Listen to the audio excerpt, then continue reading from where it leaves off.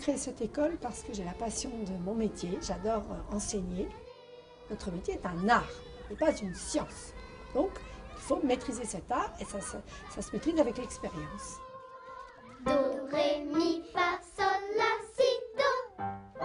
Cette école est née de la rencontre de quelques parents avec Madame Candelier. C'est à la fois une institutrice, mais c'est aussi une directrice d'école, c'est un chef d'entreprise, c'est une forte personnalité capable de porter un projet comme celui-là. C'est notre devoir d'adulte de transmettre aux jeunes les connaissances nécessaires pour qu'ils puissent eux-mêmes inventer leur avenir, leur monde. 6 fois 13. Le musicien fait ses gammes. Il répète, il répète, il répète. Tout petit, on lui fait faire 3 notes, il est heureux. Ça, c'est la démarche qu'on doit appliquer pour tout enseignement. 6 fois 14.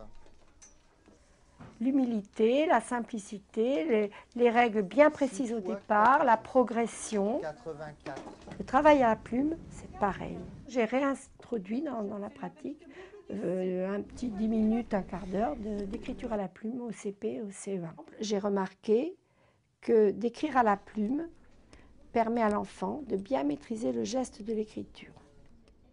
Je trouve que c'est plus silencieux dans la classe. C'est bien parce que c'est un moment de détente pour les bras. C'est pas mal du tout, Henri, c'est pas mal du tout. La plume est un outil qui obéit à l'enfant, s'il sait la commander. Donc il faut lui apprendre à la commander. Joseph, c'est pas mal du tout. Hein. Ça sacralise un peu l'activité. C'est ce dont ont énormément besoin nos enfants. Qui veut toucher? Après, on ira se laver les mains. Je pense aussi qu'il faut partir de la leçon de choses, de l'observation des objets simples autour de l'enfant. Et vous faites une description, vous me racontez un peu ce que vous voyez. On explique aux enfants comment le monde est bâti autour d'eux. C'est simplement du bon sens. Et les enfants adorent cette observation du monde, des objets qui les entourent. On voit et puis on voit toucher, on voit comment c'est fait. On fait vraiment des expériences. Ça vous fait penser à quoi? C'est important qu'il acquiert le vocabulaire.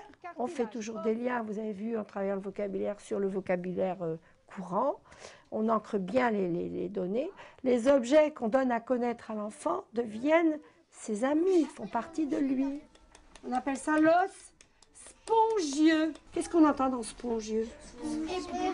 Éponge. Voilà. Je trouve que c'est extrêmement éducatif. C'est le maître mot de Madame Candelier, c'est vraiment de mettre l'instruction au cœur du projet. C'est précisément, je pense, cette méthode syllabique pour ce qui est de l'apprentissage de la lecture. Co, que, li, co. C'est une méthode qui part des sons très simples, donc on utilise d'abord les lettres, après on va vers les syllabes, les mots et ensuite les phrases. Donc qui va du simple vers le plus compliqué en fait.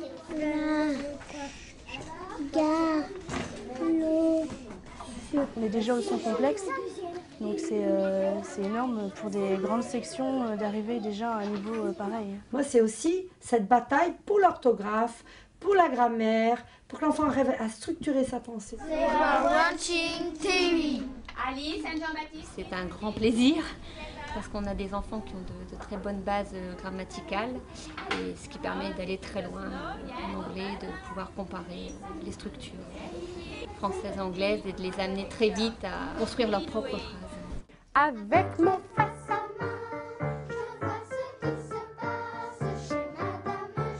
Articulé. Comme on a vraiment baigné dans la musique depuis tout petit, ma mère donc, a vraiment voulu introduire dans le programme beaucoup de musique, d'histoire de la musique, solfège et chorale. Alors, ta-ra-ta-ta-ta et ta-ra-ta-ta-ta.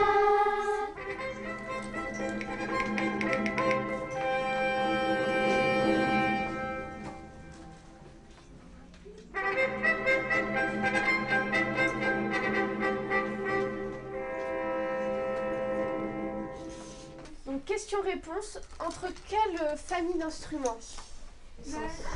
Les cordes et les cuivres. Les cordes et les cuivres. C'est indispensable de revoir les programmes, de les monter, d'être exigeant, de les faire très cohérents, très progressifs. Je suis maman de trois filles qui sont scolarisées en CM2, CE2 et grande section. La manière dont les leçons sont présentées, c'est joli, c'est intelligent, c'est plein de bon sens. J'ai des enfants qui ont des profils très différents.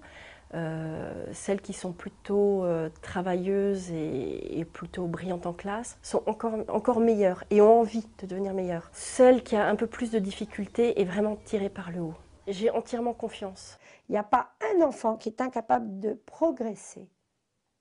J'ai travaillé dans tous les milieux, dans des milieux très difficiles. Tous les enfants peuvent progresser. Ma plus grande joie, c'est de voir dans l'œil, dans le regard d'un enfant qu'il a compris quelque chose, qu'il a compris parce que j'ai mis tout mon cœur à lui expliquer au mieux. Ça, ce sont des joies formidables. C'est de voir mes petits élèves donner le meilleur d'eux-mêmes pour acquérir ces connaissances.